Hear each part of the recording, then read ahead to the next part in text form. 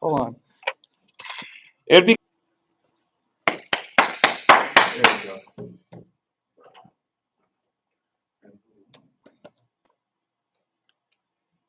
All right. So the key is don't touch that thing because it disconnects it. All right, welcome everybody. Did we lose everybody? It says 4 people. What happened? What's that? Well, I don't have any cameras. Okay. All right, got it. All right, welcome. Here's our mods. Got some more mods in here in case we get some crazies.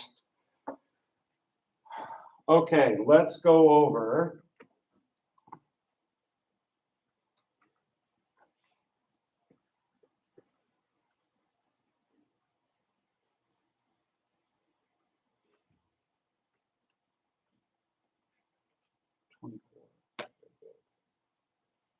It's still listing this as the gone live on this. Is that correct? Yeah, I think so. Yes, good. Very good. We're all set. All right, let's begin. Gilbert Ryle. We talked a little bit about Gilbert Ryle when Tim had come to give his talk. Was that interesting? You didn't get black-pilled? Was it scary? How many people knew some of that stuff coming up?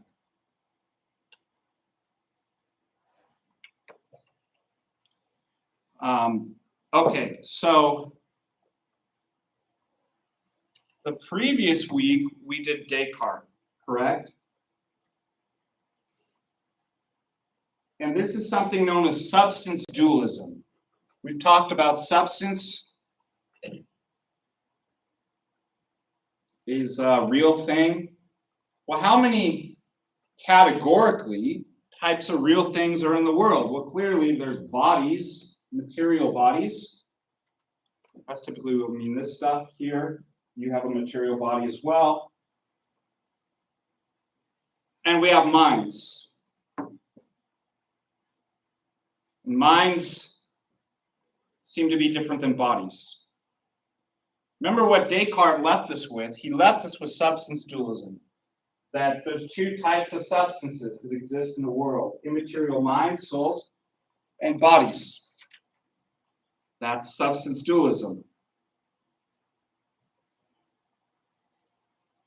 And Gilbert Ryle is going to critique that. Now, one of the issues that poses a problem, and did you know The Simpsons actually came out first on an old show back in late 80s, early 90s called The Tracy Ullman Show. And if you look at the way they even drew it, it just looks totally different. Very rudimentary. And there's a great scene where Bart's getting tucked in bed and he's asking his dad, Homer, what is mind? He says, oh, Bart, no matter. What's matter? Never mind. They're defined in opposition. In fact, immaterial means what? Not matter. Never mind. And if mind is an immaterial substance, it's never matter, and what's matter, never mind. No matter, never mind. And this will, as we'll see later this week, poses some philosophical problems. One thing is just a problem of relation. Whether it's mathematically,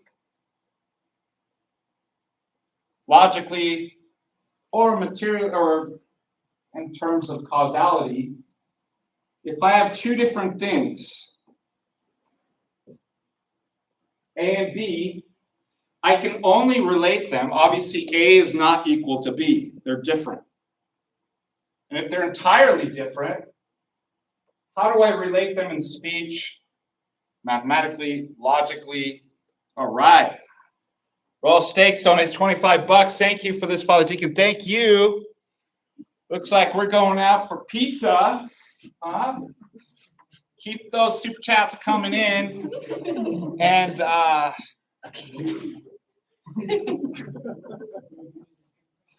okay, back to work. If two things are different, if I relate them, a relation is just like an analogy, things that are different, that are same by something. There's something that I have to relate two things that are different by something they share similar. So maybe it's, you've seen these analogies, A is to C as C is to B. It's the middle, it's the mean proportion that relates two things. It's the bridge. We see this also in other aspects of mathematics. If I have a right angle triangle, why do we love triangles so much in philosophy? It's really weird, isn't it? Somebody should use AI to determine how many times have philosophers mentioned triangles in their examples. If the sides on a right angle triangle, what's the hypotenuse? No. A squared. Root of 2. What's that? Root of 2. Square root of 2. Somebody, their calculator, do the square root of 2. It is 1.4 something. 1.4142. Keeps going. Is that a whole number? That's where it ends. Well, that just said we're in a calculator. It actually doesn't end. And it's not a whole complete number. So, in mathematics, this is incommensurate. Same with irrational numbers. I cannot relate them together. I have to do something to this. This sort of thing is not the same as this sort of thing. Correct? So I need to do something that relates the two.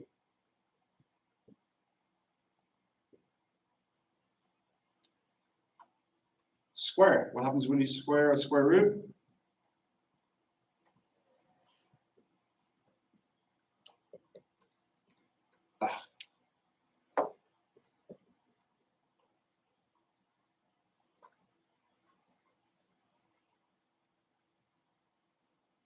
What is it? 1 plus 1 equals 2. Now I can relate it. The area on the sides, that's what a square is, correct? Is equal to the area on the hypotenuse. Okay, let's go back to mind. Got 37 people, that's cool. How do I relate two things that are different to one another if they're defined in opposites? This creates the mind-body problem. Gilbert Ryle is going to use the term ghost in the machine.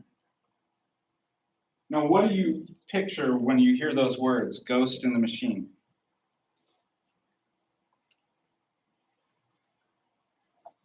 Possessed car. Possessed car? All right.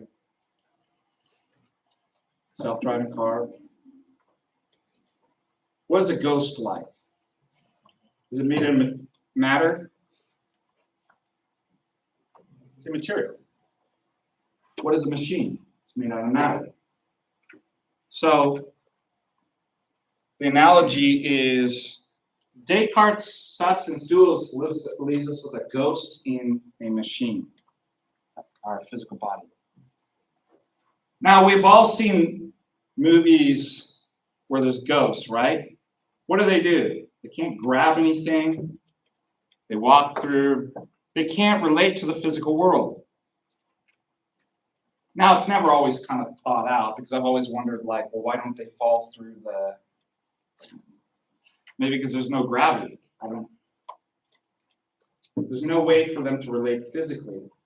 And so that's a philosophical problem.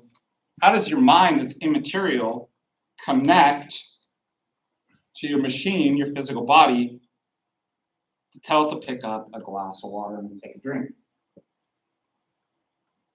So Gilbert Ryle thinks, yes. So if they're immaterial, how would we be able to see them in the first place? Because I know, we need to be able it's- to see them. Exactly. There's all kinds of... Have you ever noticed that in movies? Like, they're not all the way thought out. You're like, well, wait a minute. How does... there has to be some type of medium, right? They present themselves as the invisible as a hologram, somewhere in between the material world and, I mean, I don't know, like, it might be a cool paper to write. But yeah, that's how the visible become visible. All right, so we have a ghost in the machine problem with us. And Gilbert Ryle thinks that this poses a whole bunch of philosophical problems. Also, we could say that, well, maybe I'll hold off on that. Let's go to, oh, I remember what I wanted to say. I want my round.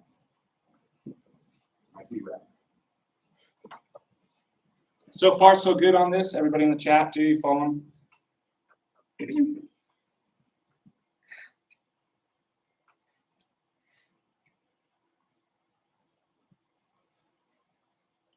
If we listed some qualities of, and I could pull this up, it'd be better rather than me draw it.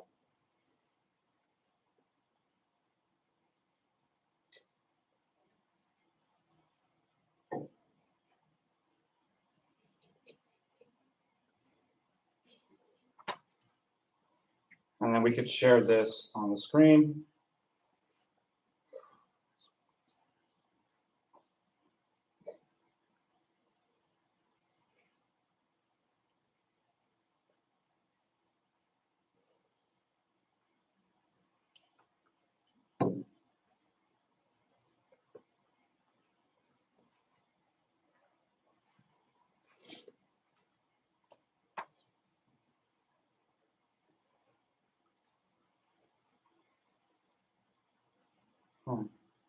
Window, velocity of mind.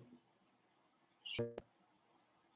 Can you see that on your end? Sometimes it goes black when. Okay.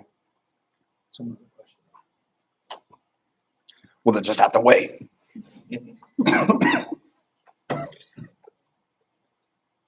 So, bodies, material things, mind. If you have to list attributes, it's subjective. What does that mean? It's you, the subject. Where does taste exist? Where does the thought of a triangle exist? In you, the subject. It's not like you trip over taste or the idea of a triangle. It's what we call first person point of view. What are physical objects? And by the way, this is private.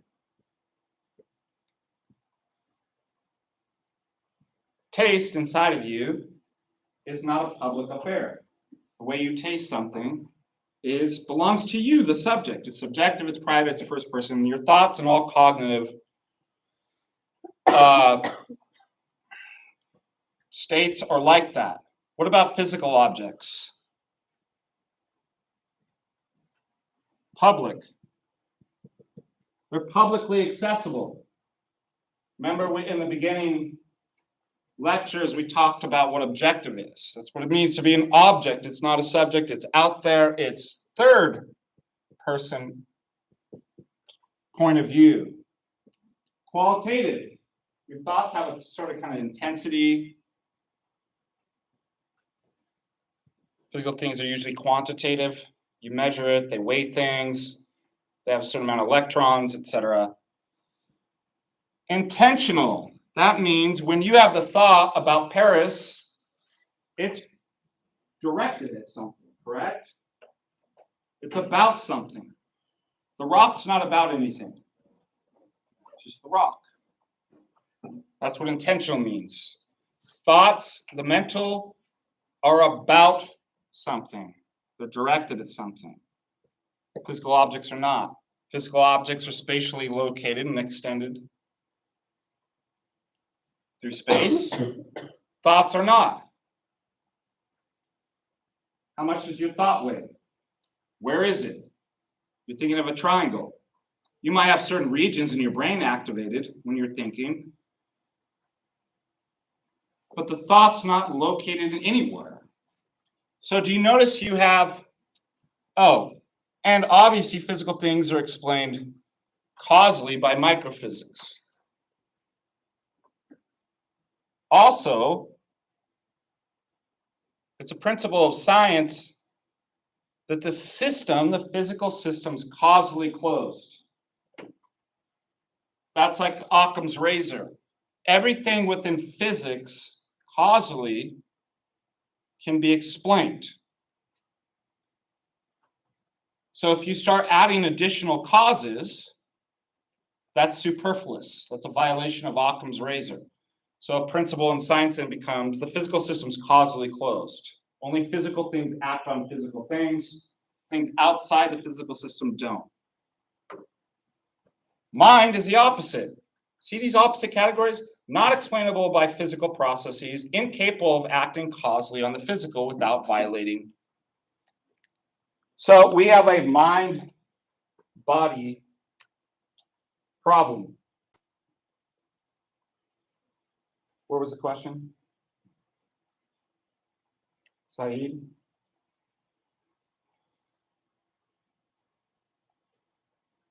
What? Sophia Rainbox fights? That's not a question. Come on. Am I out of it? Does anybody know what that means? Is that somebody in the classroom trolling me? I told you it's fun, huh? We make class a lot of fun, more fun. Yes. So when we think about our thoughts and how they're kind of intentional, what do we think about subconscious thoughts that aren't totally intentional? So yeah, let me qualify that term. There's two different meanings of the term intentional. Like I have an intention or desire to do something, or I direct my body or actions. That's not what it means in philosophy of mind. So it means, again, the sentence, the proposition, the thought, or the experience is about something. So it's different. Yeah, that gets confusing. I'm glad you asked that question. Okay. Well, if you're a good scientist, you find that how do I create a science of mind? If mind is subjective, first person point of view,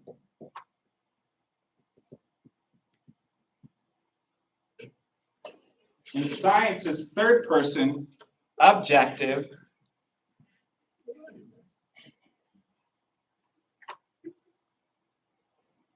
then how do I ever make a first person the opposite category of a third person? Means I can't have a science of mind.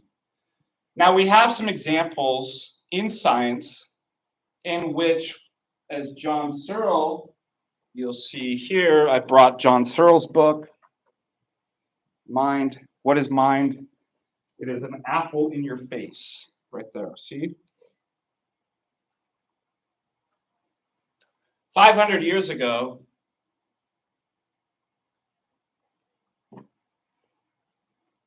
how would you define red?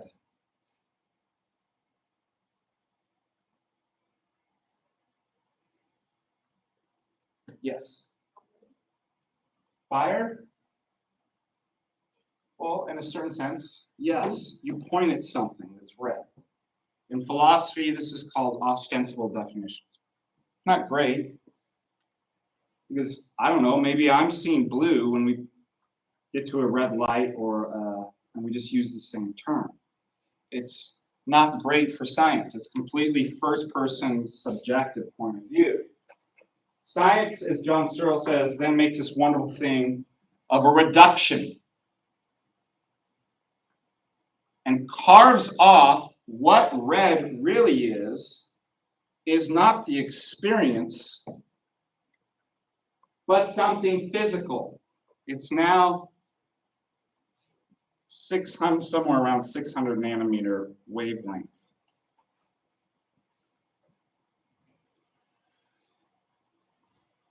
So when you encounter this physically, you have an experience that's produced, but you realize the experience isn't the thing any more than when you eat a hot pepper. You realize that you're not actually eating 300 degrees Fahrenheit, correct? That's great. This is first person. I've carved out. That's not really what the thing is. The thing is this third person objective. So if you want to make a science of mind, science is concerned with this stuff. You've got to carve this off. You've got to make it public accessible. We can all publicly access and test 600 nanometer wavelength. So what Gilbert Ryle is going to do is critique Descartes' epistemology, and he's coming out of the behaviorist, the logical behaviorism, and we'll talk about that in a little bit. But before I get into that, let's dig into the text.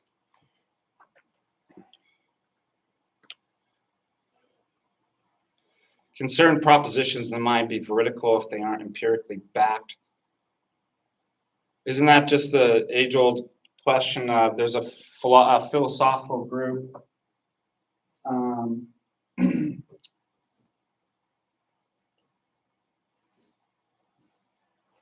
the Vienna School that basically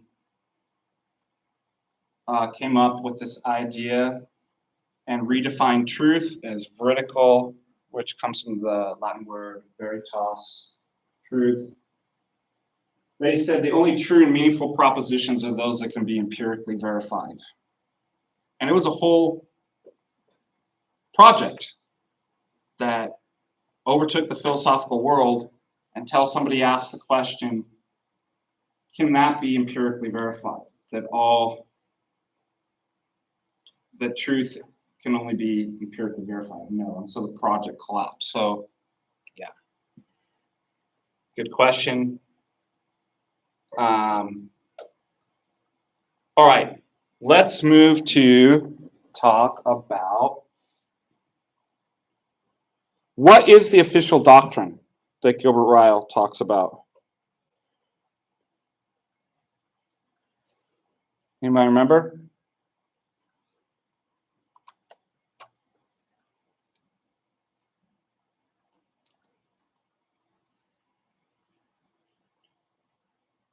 From the reading? You can look it up. You don't have to have it in your memory.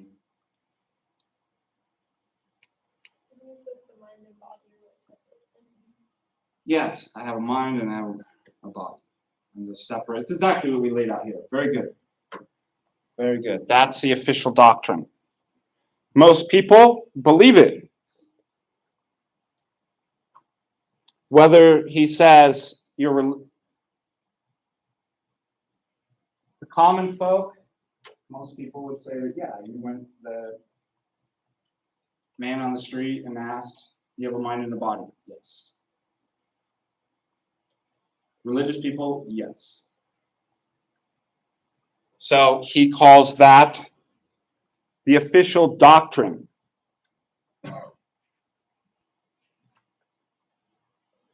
He calls it a bifurcation That's what we put up there.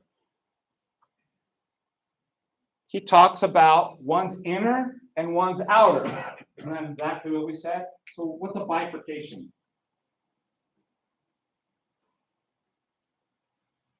Two things pitted against each other.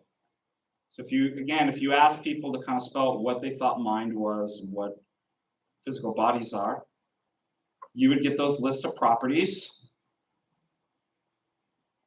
that are antithesis, bifurcation.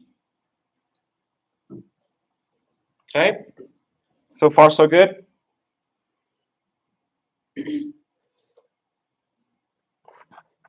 All right.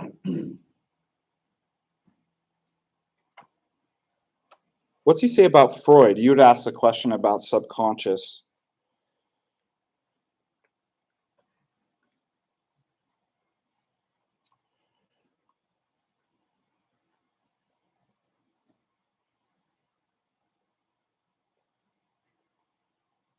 All right.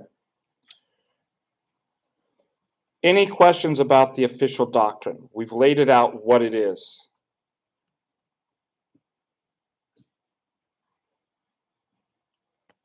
Next section, the absurdity of the official doctrine.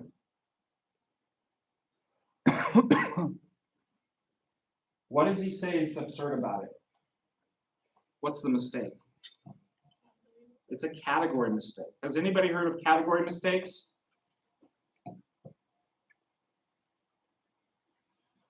Can I give you one?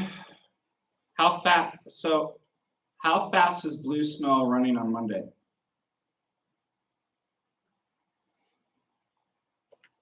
Or true or false? Blue always runs faster smelling on Monday. Obviously, I'm having a stroke, huh? Or I'm making a category mistake. There are other logical fallacies, informal, that are category mistakes. Let me give you one. Have you stopped cheating on your quizzes? Yes or no? Answer. What's the problem? They're open book. It's not really cheating. It's open book. It'd only be cheating if you were working together. Like a loaded question. Sort of like a loaded question, and the informal fallacy is called a complex question. You're damned if you do, you're damned if you don't. Why? Because if you say yes, you admit that you did, I just stopped. If you say no, it's like, I'm a cheater and I'll keep doing it. You ain't gonna tell me what to do. It's like, okay. What you really have there is two questions. Have you ever cheated? And if so, have you stopped? And what do? You take the two categories of questions and you put it in as if it were one, make somebody answer. And there's a whole host of series of categories, errors that we could go over. He's going to give us and say, to say the official doctrine, and I'll write it up so everybody can see.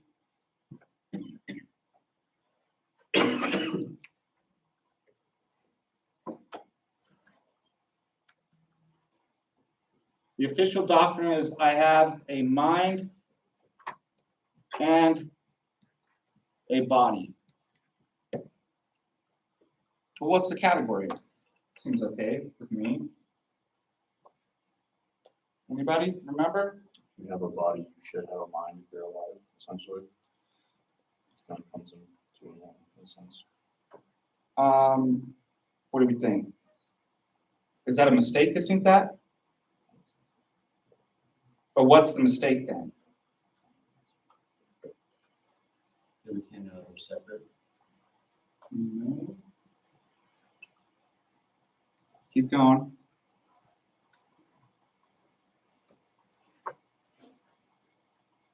Any clues in the chat?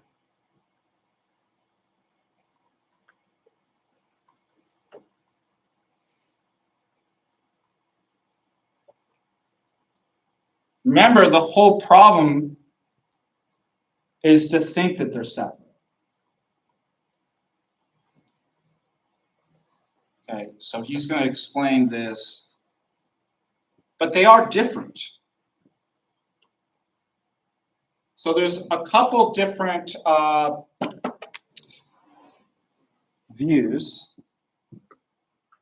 and I'll distinguish him from, let's share this.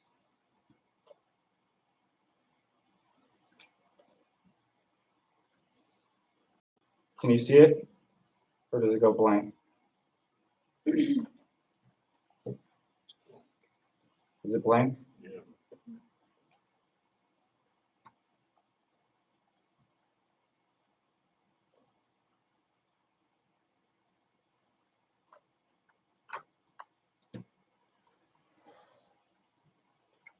No, it's not. Identity theory. Physicalism.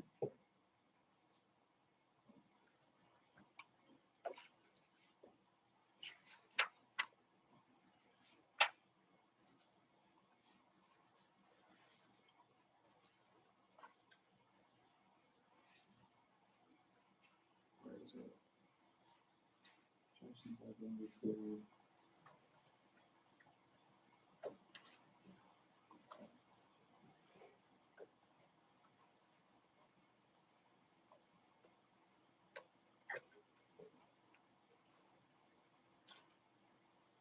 Well, I'll just summarize it.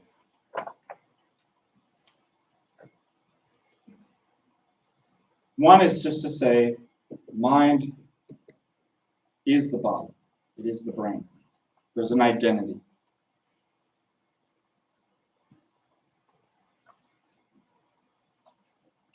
Now, one of the difficult things with that is Leibniz's principle of the indiscernibility. See if you can say this real fast. The principle of indiscernibility of identicals. If I look at A and I look at B, and they're indiscernible, then what? Indiscernible means there's nothing that A has that B doesn't, and vice versa. Then they're what? They're identical. So what does it mean if B has something that A doesn't? You're able to discern? As some type. They're not identical. So again, if I ask you to list properties of the mind, and I cannot find those properties in the brain and vice versa, the mind and brain are not identical. And that posed a problem for identity theorists. I can't, they're not the same. So it makes sense to say, I have a mind and a body. Gilbert Ryle is really tricky, and he's going to try to get around this problem. One of the things that showed this doesn't necessarily follow was a mathematician and logician named Gottfried Frege. And sorry, that's not, let's see, that's not the list. Was it Frege? 1 second. Kripke. Sense and reference. Oh, it is Gottfried Frege, excuse me. We were doing Kripke earlier today.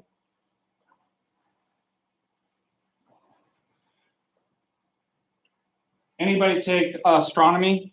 Not astrology, astronomy. Okay. The morning and evening star. There are names for that, Hesperus and Phosphorus. And if you described Hesperus and Phosphorus, you'll get different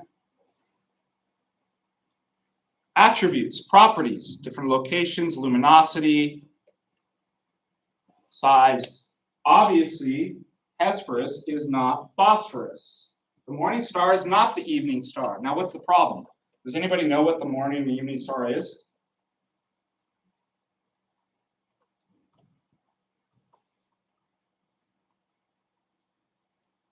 Venus.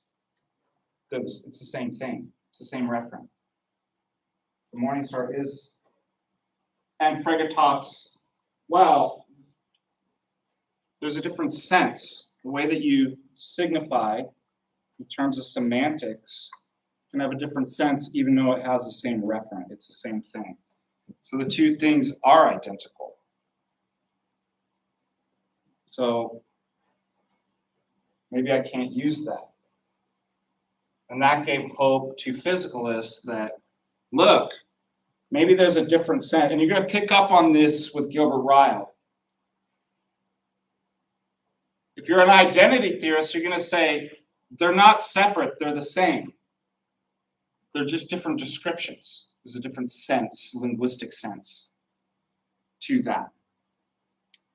And Gilbert Ryle is going to say, to actually say this, and he's going to give a theory of functionalism, is a category error. He gives us an example, and the reason why is the way that you have something. Is it always the same? Is the way that you have love the same thing as having $100? But like the category mistake of the complex question, I've combined two different halves as if it were one sense. And there isn't. There's two different senses in which you can have a mind and a body. The example that he uses the category error is, just as you could say there's many different senses of I have something, there's many different senses that you could say coming home in. Instead of having, what if it's coming home? Words don't just have one sense or meaning. And if you assume they are, you make a category mistake or informal fallacy. There's many ways you can come home. It says, she came home in a flood of tears in a sedan chair. Does everybody know what a sedan chair is? Like where they put the princess on and they carry her on that's a sedan chair. Now, does that sentence sound weird to you? She came home in a flood of tears in a sedan chair. Well, which one is it? Both. Yeah, but you're saying she came home in the same way, in a flood of tears in a sedan chair. And obviously, the way that you come home in a flood of tears is not the same way that you come home in a sedan chair. Likewise, the way that you have a mind is very different than the way that you have a body. There's a category here. So far, so good. Any questions about that? He says, there is no problem if I say, I have a mind, full stop. I have a body. Because just like the complex question, I take the one proposition and say, actually, there's two different propositions or questions in there. So the category error is this, because there's two different senses here in which you have. So nothing categorically incorrect to say I have a mind, period. Because it separates it from the way that you have question. Have something. All right. So far, so good? Any questions about that?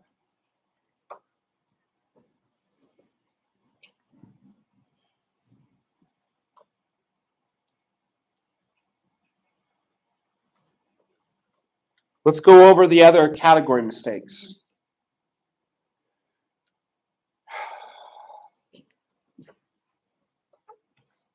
What's the examples that he gives? The other ones?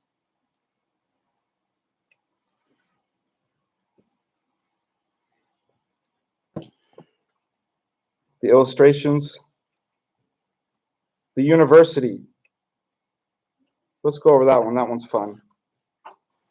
Got it. Sorry. If I touch this thing, it disconnects and. All right. Go through with me real quick. The university of foreigners visiting Oxford or Cambridge.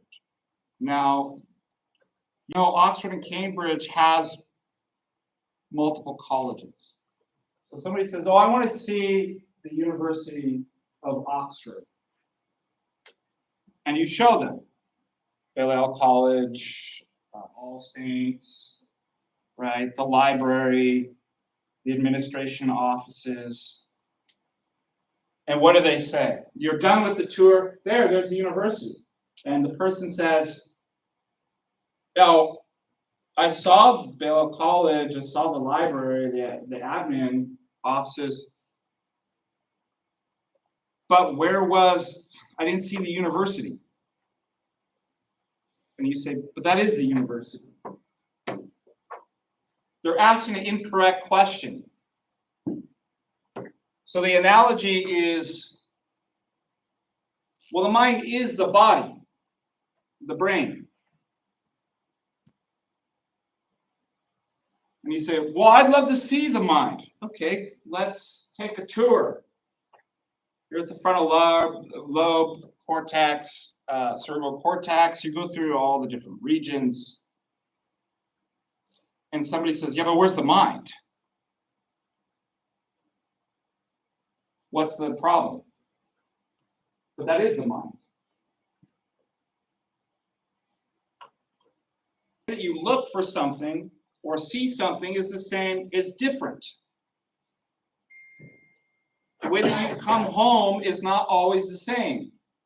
Just as you have or look or see. That's fragrance, there's different senses. It doesn't mean that the mind's not the brain. Any more than, but that is the college. That is the, what was the example that he used? The division. So let's turn to functionalism.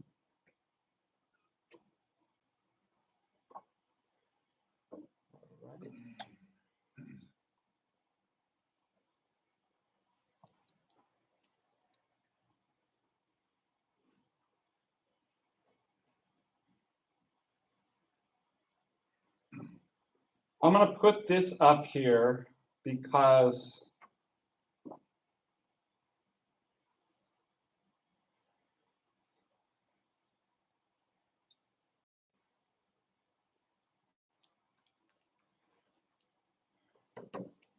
functionalism comes out of behaviorism. The crudest version. Then you get methodological behaviorism, stimulus response, right? We know Pavlov, Skinner, Watson, methodological behaviors. Now, how does this relate to logical behaviorism and functionalism? Logical behaviorism is primarily a movement philosophically. Methodological behaviorists said that Cartesian dualism was scientifically irrelevant, but logical behaviorists said that Descartes was wrong as a matter of logic. There's the category area that we're talking about. A statement about a person's mental state, such as a statement that a person believes it's going to rain or is feeling pain in his elbow, just means the same thing, or is translated into statements about the person's behavior. So, instead of this Cartesian, the thought that it's raining or the belief is something inside, private, first person. Remember, if you're a physicalist, a materialist, you want to say, there is nothing like that. There's only third person objective phenomenon that's publicly accessible. Well, then you have the task, like the logical behaviorists did, of, well, then I've got to redefine what it means to have a belief that it's raining. If a thought or belief is nothing internal or private, then what is it? Well, pulling from the methodological behaviorists, it could be discussed in terms of input, stimulus, right? The machine, you, has rules, does stuff when stimulus hits it, and it has an output.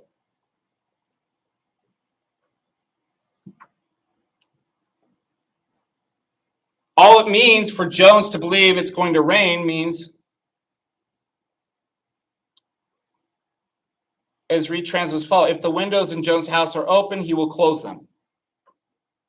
If the garden tools are left outside, he will put them outdoors. So notice, what's the input or stimulus?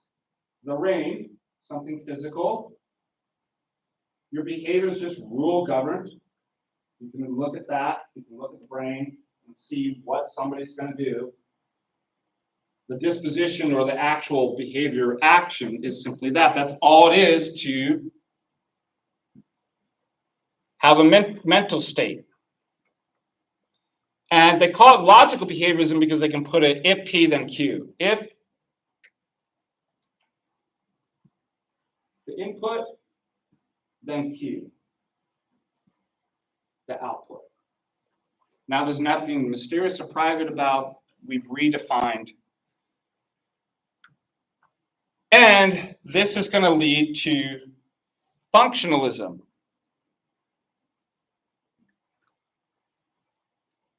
Okay, let's go to functionalism.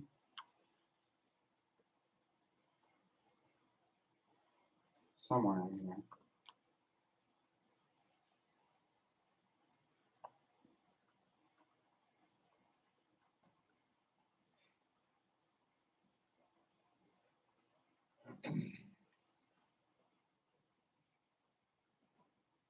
Okay.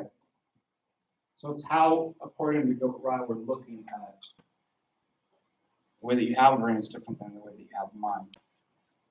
What constitutes the university? That was the university.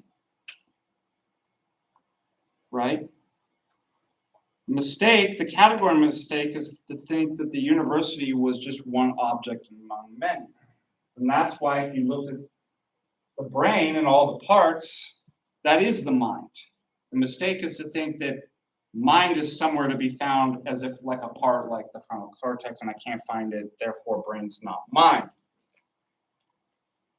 It's how all the buildings and colleges, the library, the sports field, all play together. They have a function.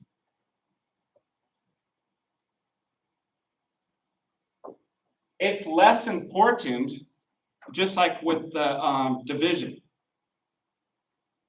It's how those various groups function. That is the division. It's not anything immaterial.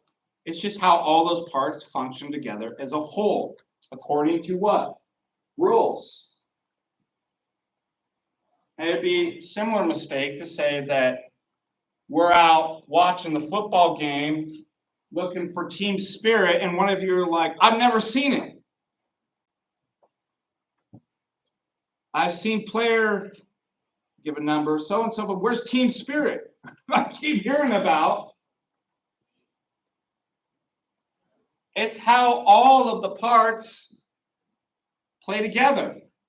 It's not anything immaterial or ghost called team spirit that's like, woo, or any player. Now, if we think about the university, it's not actually important that the admins be in that, the administrative office be or the business office there, right? What's important?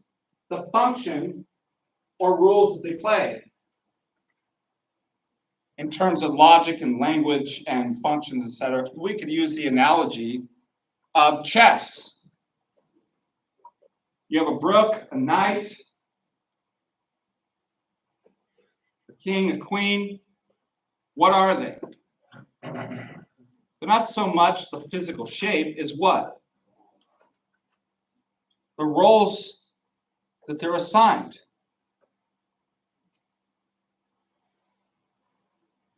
A rook can go what? Only one step, except for the first. It can only kill diagonal. That's what it is. In fact, I can replace the physical marble with stones or leaves or you and play it out. It's the function that's important. But that doesn't mean chess is some immaterial spirit or something like that. And so he's taking a similar approach to mind. What's going on in the chat? Random grab. What's that? Random grab. Do we want to take some questions?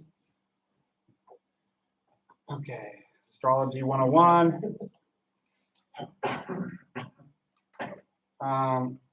Actually,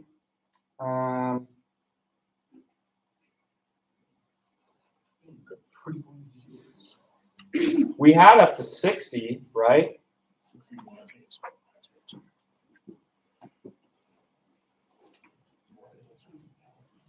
All right, we have 4 minutes. I'm going to end with this. That's what functionalism. It allows you to basically be a physical and materialist by redefining how the sense of these different words without having to posit a separate substance or entity anymore, that you'd have to say there's some separate entity called team spirit. But because the material doesn't necessarily matter, we could actually reenact, right, the role and function of the university without these particular buildings. As long as you have some sort of material that can play out the role, that's all that matters. So, is organic brain matter necessary to have mind? If I learned the rules or what all the parts of the brain, how they function, couldn't I implement that somewhere else, like a machine, like silicone chips? What does this sound like? Huh? AI. So notice the progression.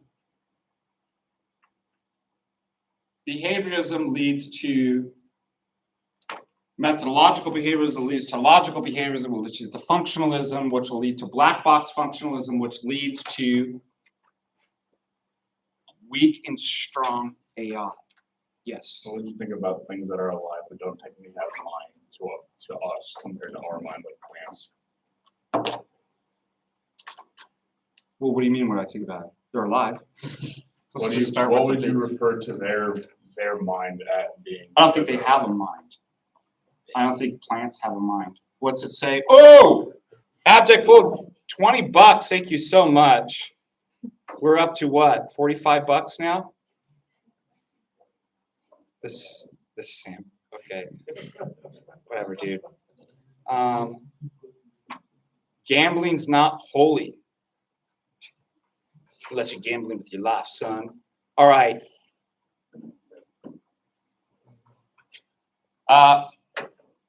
We'll get into later stuff about, there's two things with AI. Arguments against artificial intelligence called the Chinese room argument.